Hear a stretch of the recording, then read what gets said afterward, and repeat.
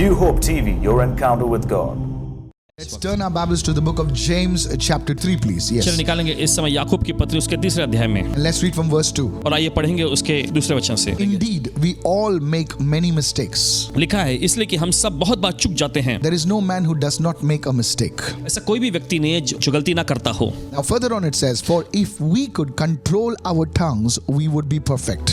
और आगे वचन में ऐसा लिखा है कि अगर हमने अपनी जबान को नियंत्रण में रखे होते तो हम सिद्ध होते। So you see, perfection is related to our tongues. तो आप देखते हैं सिद्धता जो है हमारी जबान से जुड़ी हुई है, And could also control ourselves in every other way.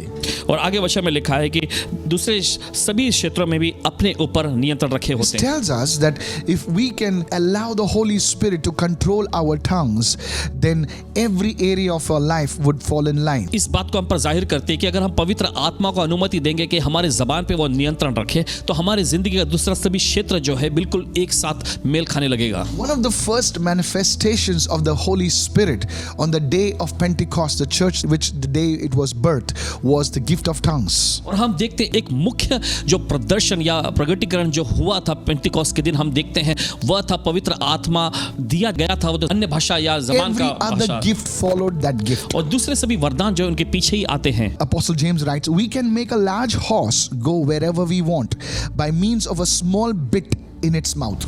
और देखिए आगे इस तरह से लिखा है कि जब हम अपने वश में करने के लिए घोड़ों के मुंह में एक छोटा सा लगाम लगाकर जहां चाहें उसे घुमा सकते हैं। You know, in Hindi there's a good phrase, you know, मुंह पर लगाम लगाओ.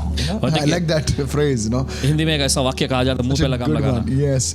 So, you know, horses have this, you know, bits of pieces, and the guy pulls it and the whole horse turns. और हम देखते हैं कि घोड़ों के मुंह में भी ऐसे लगाम लगाई जाती है, और जो घुड़सवार जब उसे खींचता है तो वो घोड़ा रुक जाता है या मुड़ जाता है। And a small rudder makes a huge ship turn wherever the pilot chooses to go. और वैसे आगे लेकर एक छोटी सी पतवार के द्वारा मांझी की इच्छा के अनुसार एक बड़ा जहाज भी घुमा दिया जाता है। Even though the winds are strong, हालांकि जो हवाएं हैं, वायु जो है बहुत ही प्रचंड हैं, you know, at the back of the ship, हम देखते हैं कि उस जहाज के पीछे there is a rudder. एक ऐसा पतवार होता है, रडार होता You है। turn it अब उसे मोड़ते हैं and the ship moves in the other direction. और वो जहाज जो है उस अगली दिशा में मुड़ जाता है। Even planes have this rudder at the tail.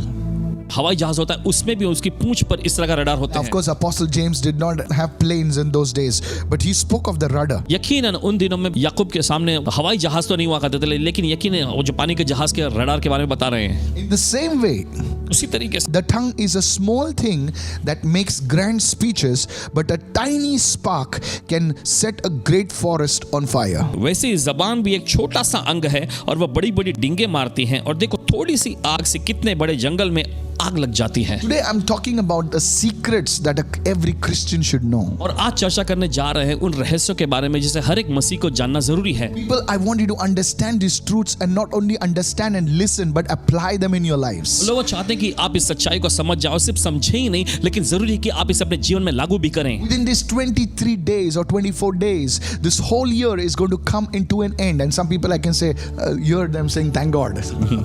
और देखिए बचे हुए 23-24 दिनों में पूरा साल जो है ये खत्म होने जा रहा है, और कुछ लोग ऐसे कह रहे होंगे कि परमेश्वर का धन्यवाद, शुक्रिया हो। But you see, for the world, it could have been a lockdown, but some of the greatest fruitfulness has come out of these days.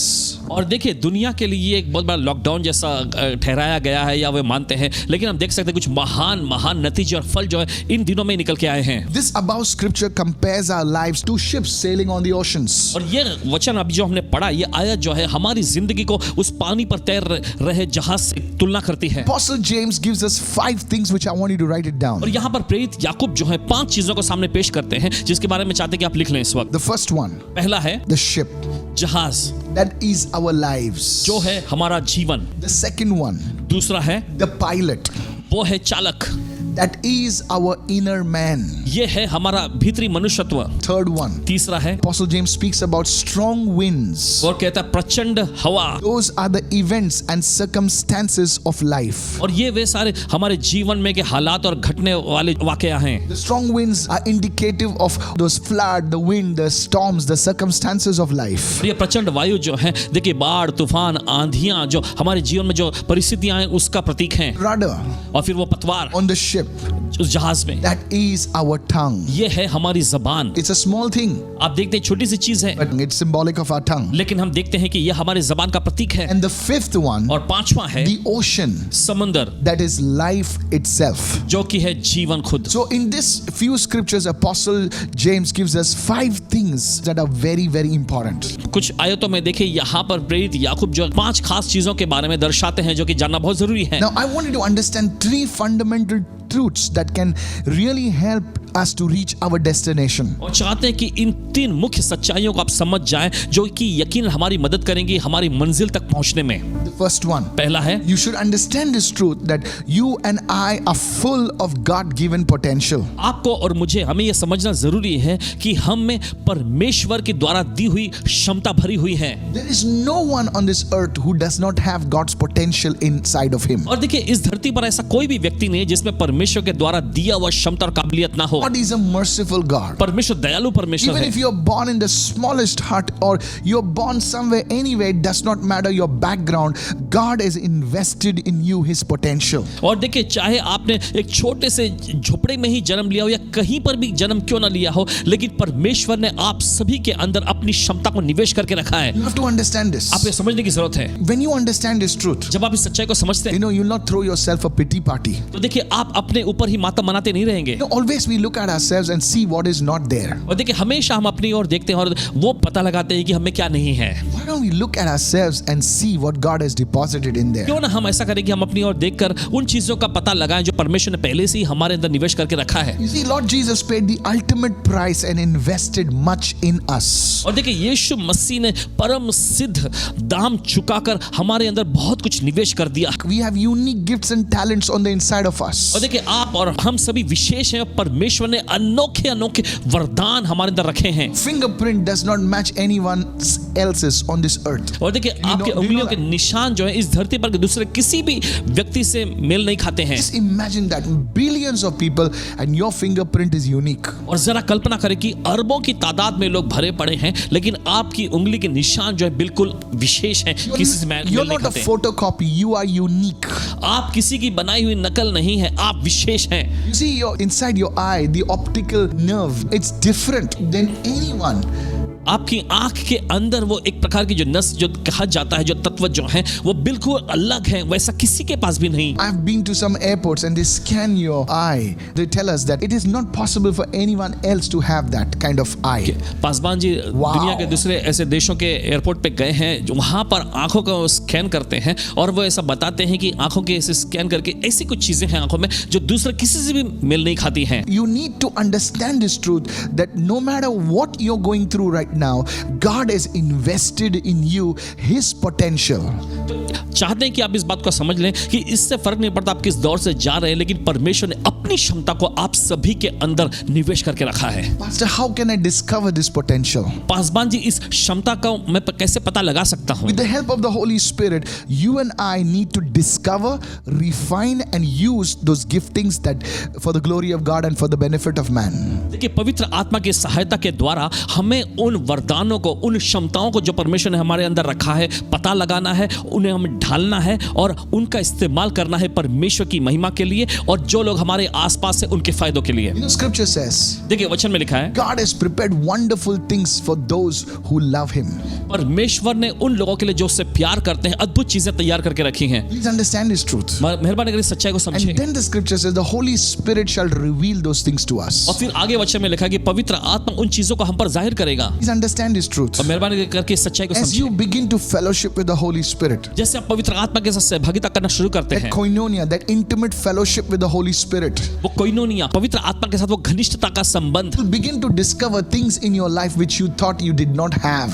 तब आप अपने जीवन में उन चीजों का पता लगाने लग जाएंगे जिसके बारे में आप सोचा करते थे कि आप में नहीं है। Some of you are wonderful teachers. आप में से कुछ लोग अच्छे टीचर हैं, Some of you are wonderful artists, आप में से कुछ लोग अच्छे कलाकार हैं, graphic designers, makeup artists. I don't know what, but you see, this thing has to rise up inside from you. और देखिए graphic designer, makeup artist, Like आप that. कुछ ना कुछ ऐसे खास हैं, लेकिन देखिए जरूरी पड़ता है कि ये चीजें आपके अंदर से बाहर आए। So the first thing you need to understand is this. तो पहली चीज जो आपको समझने की जरूरत है वो ये है। Maybe you're a housewife. Don't think you're ordinary. There's something that God has deposited on the inside of you. और शायद हो सकता है आप कोई गृहिणी हो, लेकिन अपने आप को बिल्कुल मामूली ना समझे। कुछ तो ऐसी खास चीजें हैं जो परमेश्वर ने आपके अंदर निवेश करके रखा है। The second thing I want you to understand. दूसरी चीज जो चाहते हैं कि आप समझ जाएं, Strange forces may try to control and manipulate your life.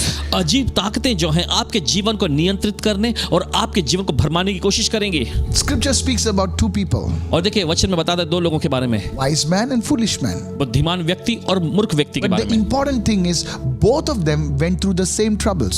लेकिन दिलचस्प बात यहाँ पर यह होती है कि दोनों के दोनों एक ही प्रकार की मुसीबतों में से गए। Being a Christian does not mean you will not go through the storms of life. और मसीह होने का मतलब ये नहीं कि आप जीवन के तूफानों में से नहीं जाएंगे। One person wrote to me, he says, I'm reading the Bible, I'm fasting, I'm giving, then why am I going through this? व्यक्ति ने- Valid question. एक व्यक्ति ने इस तरह से लिखते हुए कहा कि मैं प्रार्थना करता हूं, बाइबल पढ़ता हूं, सब कुछ मसीह चीजें मैं कर रहा हूं, तो क्यों इन परेशानियों में से जा रहा हूं? एकदम जायज सवाल है ये। Bible never says that if you worship the Lord or something, you will not go through certain things. Yes, you may go through, but the Bible says you will be an overcomer. Somebody shout hallelujah. Come on. Bible इस बात का समर्थन नहीं करती कि अगर आप मसीह हैं तो आप इस प्रकार की समस्या में से नहीं जाएंगे, यकीनन जाएंगे, लेकिन बाइबल इसका वादा करती है कि आप जीवन से बढ़कर आप विजयी बनेंगे। Many hallelujah. times these forces, they come against us. They don't have a natural or a rational explanation. Please understand this. और देखिए बहुत बार ये अजीब ताकतें जो है हमारे खिलाफ में आती हैं और बताने के लिए देखिए उनके पास कोई स्वाभाविक या तर्क संगत ऐसा मामला नहीं होता है, समझाया नहीं जा सकता। What do you mean, Pastor? Paswan ji आपके कहने का मतलब क्या I'll है? explain. बताते हैं। One day, एक दिन the disciples were with Jesus in the boat. चेले लोग यीशु के साथ नाव में सवार थे, Everything was fine. सब कुछ ठीक ठाक चल And रहा था। suddenly a storm came out of nowhere and seemed to drown them. It was such a ferocious storm. और अचानक ऐसा होता है कि एक भारी प्रचंड तूफान वहां से उठ खड़ा होता है। The interesting part in that journey was और देखिए उस सफर में की दिलचस्प बात यहाँ पर यह है, that this journey was undertaken by the will of God Himself. यह यात्रा, यह सफर की शुरुआत जो हुई थी, यह तो खुद प्रभु की इच्छा से ही हुई थी। Many people say, "Oh, it was not in the will of God." No, even it was in the will of God. There will be some issues. Okay, please देखिए बहुत सारे listen. लोग ऐसा कहते हैं, ओ ये परमेश्वर की इच्छा शायद नहीं रही होगी। देखिए परमेश्वर की इच्छा हो तो भी ऐसे कुछ मामले रहेंगे, Because in Mark 4:35, क्योंकि मरकुस का चौथा अध्याय 35वें वचन में लिखा Jesus है, Himself told the disciples, "Let us cross over to the other side." यीशु ने खुद अपने चेलों से ऐसा कहा कि चलो हम दूसरी ओर यानी पार जाएं। And the disciples responded with total obedience. और चेलों ने वहां पर पूरी आज्ञा मानते हुए आगे सफर तय किया। They had this to go through the storm. और जब वे तूफान में से गुजरने लगे, They must be wondering, शायद वे सोच में पड़ गए होंगे, we had obeyed the Lord's command. हमने प्रभु की आज्ञा को माना है, Then why this severe storm? तो ये भारी प्रचंड तूफान क्यों आया? Sometimes कभी the कभी storms we face walking in obedience are greater than the storms when we come across when we are not obedient to the Lord. Are you understanding what I'm saying? और कभी कभी ध्यान से सुनिए, जब हम परमेश्वर की आज्ञा को नहीं मानते हैं तब जिस तूफान में से गुजरना हाँ। पड़ता है उससे कहीं भारी तूफान वो होता है जब हम प्रभु की आज्ञा को मानकर हम उसमें से गुजरते हैं। Good news is लेकिन अच्छी खबर you ये will है, come out of that storm. आप उस तूफान में से बाहर You will आएंगे, have a testimony. आपके पास गवाही होगी। Somebody shout hallelujah. कोई तो चिल्लाए I hallelujah. came to encourage somebody किसी को हौसला बढ़ाने आए हैं, that you are coming out of that storm. आप उस तूफान से बाहर आ रहे हैं, You are coming with a testimony. आप अपनी गवाही के साथ बाहर आ रहे You हैं, are being victorious. आप विजयी बनेंगे। People will use you as a reference point. Hey, come और on. लोग देखिए आपके बारे में उदाहरण देंगे। Now please understand, why do I call it strange forces? और क्यों हम इसे नाम देते हैं अजीब ताकतें? You're doing everything right आप सब कुछ सही कर रहे हैं and things are happening. और फिर भी चीजें हो रही You हैं। see, in Mark chapter 4, आप देखते हैं मरकुस के चौथे अध्याय में, as Jesus was crossing that Sea of Tiberias, और जैसे यीशु उस तिबिरियास की झील को पार कर रहे थे, on वहां the other side, दूसरी ओर there was a man possessed with thousands of demonic spirits. वहां पर एक व्यक्ति था जिसमें हजारों दुष्ट आत्माएं निवास की हुई थी। These demonic spirits were the reason for that storm. वही दुष्ट आत्माएं कारण थी उस तूफान का। So you see, there are unseen demonic powers that are causes of many problems in people's lives. तो आप देखते हैं ऐसे अदृश्य शैतानी शक्तियां होती हैं जो बहुत सारी समस्याएं लोगों के जीवनों में लाती हैं। You may blame this one, that one, this one, my friend, but there are strange forces. If you understand this, I tell you, you will be one step ahead of the other people.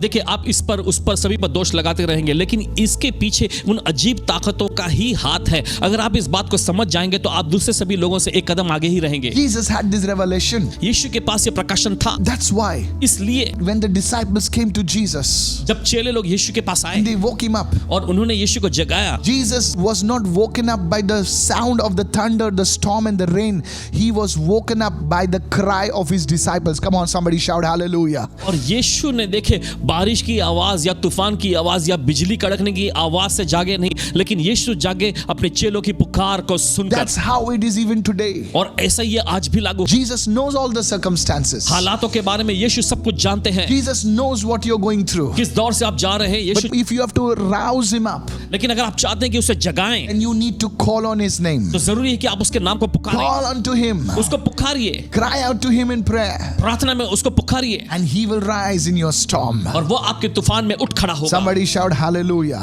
कोई तो चिल्लाए So hallelujah. the first thing, तो पहली चीज, you and I need to understand that we are full of God-given potential. आपको और मुझे हमें समझना है कि हम परमेश्वर के द्वारा दिए हुए क्षमताओं से भरे हुए हैं। No matter how weak you are, इससे फर्क नहीं पड़ता आप कितने no कमजोर matter how हैं, troubled you are, इससे फर्क नहीं पड़ता कितने you मुसीबत में हैं have आप। God-given potential on the inside of you waiting to be released in Jesus' name. आपके अंदर परमेश्वर के द्वारा दी हुई क्षमताएं भरी हुई हैं, बस इंतजार में है बाहर आने के The लिए। second thing, दूसरी चीज, strange forces will always try to control and manipulate your life. अजीब ताकतें जो है हमेशा आपके जीवन को नियंत्रित करके भरमाने की कोशिश करेंगी। Do you overcome it? कैसे आप इस पर जय पाते You हैं? need to take it up in prayer. जरूरी कि आप इन्हें प्रार्थना में लाएं। Please listen carefully. और ध्यान से सुनिए, This is not just a word, this is a word for somebody that will save you. ये बस ऐसा ही बताया जा रहा वचन नहीं है, लेकिन ये खास वो वचन है जो किसी को बचा लेगा। You may be going through issues in your family and you're trying to put a blame on this one and that one. You need to call on the Lord. और शायद हो सकता है कि आप अपने परिवार में किसी मामलों में से गुजर रहे हैं और आप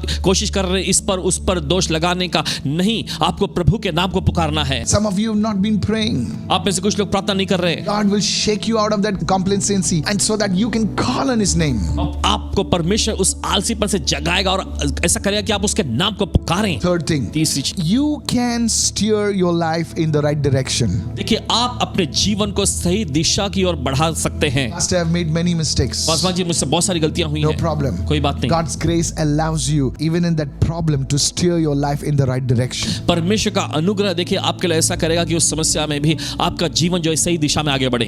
You look at Rahab in the Bible. She was a prostitute. She'd messed up. और आप देख सकते हैं बाइबल में राहाब नाम की एक महिला थी, वो एक वेश्या थी और सब कुछ उसने गड़बड़ करके रखा था। She aligned with God's grace. परमेश्वर के अनुग्रह से वो मेल Her कर whole ली house was saved. That was in the Old Testament. Imagine. और पूरा उसका पूरा घराने ने उद्धार पा लिया। जरा कल्पना करिए, ये तो पूरा नियम की बात है। Not only that, लेकिन उतना ही नहीं, she was counted in the lineage of the Messiah himself. यहाँ तक कि यीशु मसीह की वंशावली में भी उसका नाम दर्ज हो What गया। about Ruth? रूत के बारे में क्या? She lost her husband. अपने पति को गंवा बैठी She थी। was an unbeliever. She was a Gentile woman.